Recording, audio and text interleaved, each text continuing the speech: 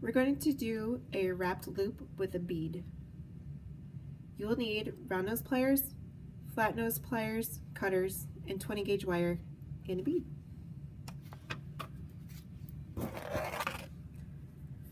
For the wrapped loop, we're going to start off the same as a simple loop, except this time we'll leave a little bit of a tail, about an inch or so. You're going to hang on and rotate away. We want to do a full circle.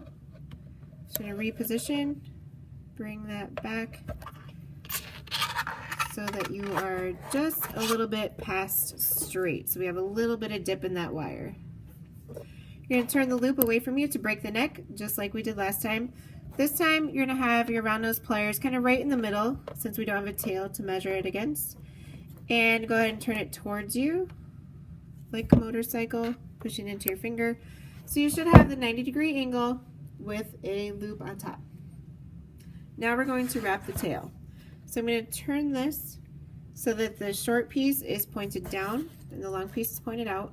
I'm going to hold on to the loop with my flat nose pliers as much as I can without having the tail in the way.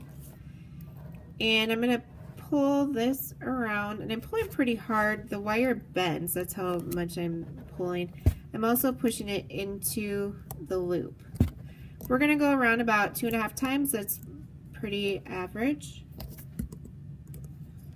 And then cut the tail.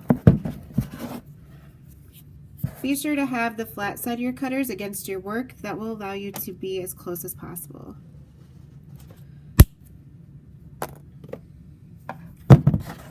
You can use flat nose pliers, or you can use the crimpers to tuck that tail in. We don't want anybody to get hurt while they're wearing your jewelry. Okay, so you should have the loop and you have your wraps. They should go straight across and then have the rest coming down. I'm going to add the bead now.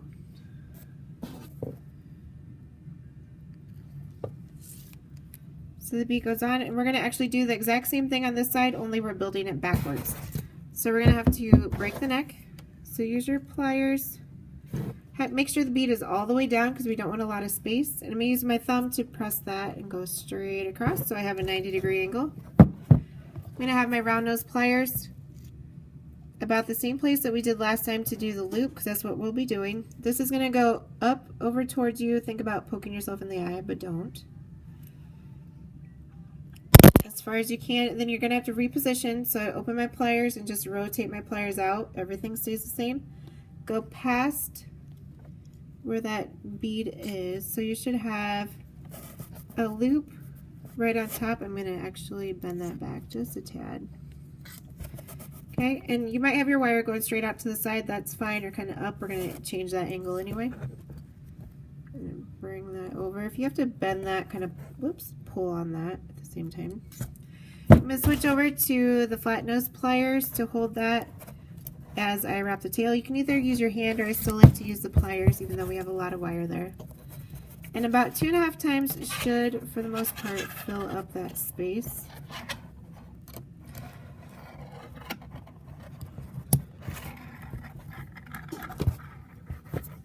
And I'm pulling pretty hard again. Okay, and then I'm going to trim that off once I have my 2.5 times.